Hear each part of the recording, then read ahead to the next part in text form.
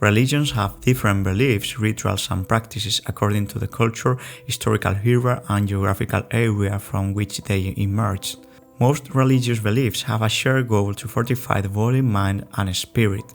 Interestingly, though many could consider fasting as a modern diet fad, it has been considered a common element of the various religious and spiritual practices of the world for millennia. The Bible, the Quran, and the Torah have references to fasting in them. And in medicine, fasting therapy has been used on different conditions, such as epilepsy or obesity. The point here is that all those traditions are very dissimilar, with different cultural influences, but they all share some kind of fasting in their practices. What is so magical about fasting which makes it a common religious practice throughout all times and cultures? Stick with the video if you want to know the answer, but before, if you are new to this channel, consider subscribing. In Christianity, fasting is one of the 7 ancient practices or disciplines, historically rooted in Judaism and traditionally practiced during Lent in preparation for the celebration of Easter. Islam is probably the religion in which fasting is most popular and widely known. Muslims fast during Ramadan, which lasts 1 month, where they fast between the hours of sunrise to sunset. Ramadan fasting represents the first revelation of the Quran to the Prophet Muhammad. Other Oriental traditions, such as Buddhism, Taoism, and Hinduism, practice some form of fasting. In the Old Testament, there are references to fasting, specifically in Exodus, Moses fasts for 40 days, and in the New Testament, Jesus also fasts for 40 days following his baptism by John the Baptist in the Jordan River. In Judaism, they have the Yom Kippur, which is a 25-hour fast taking place the 10th day of the 7th month in the Hebrew calendar, just after Rosh Hashanah, the Hebrew New Year. And even Buddha used fasting as a method of achieving enlightenment. All of these religious practices share a common bond.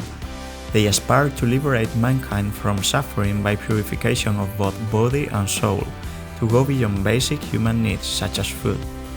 So you are wondering why a doctor is talking about religion?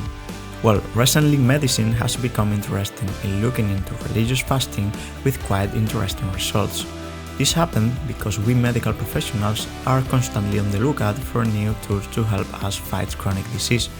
However, from a scientific point of view, it's quite difficult to come to any conclusions as every religion has a different fasting protocol.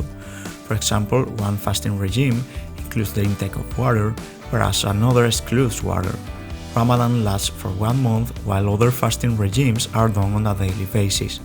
This study about Ramadan shows improvements in glycemia, insulin resistance, inflammation parameters, and blood lipids, for example.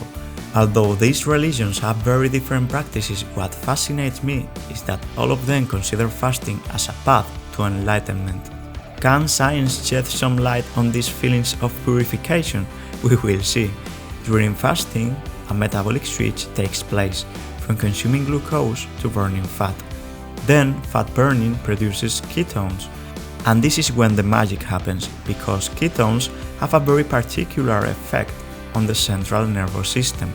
In animal studies, for example, mice exposed to higher ketone levels show higher cognitive abilities and lower stress and anxiety behavior, as this study shows.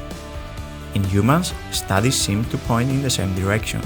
Subjects following a ketogenic diet show signs of anxiety relief and even euphoria. The euphoria felt by these study subjects may be misinterpreted as enlightenment or as being in the presence of God. My hypothesis is that religious fasting, as it promotes nutritional ketosis, brings about feelings of euphoria, enlightenment, and wellness, which through history have been symbolically interpreted as being closer to God. What are your thoughts? Do you agree? Tell me in the comment section.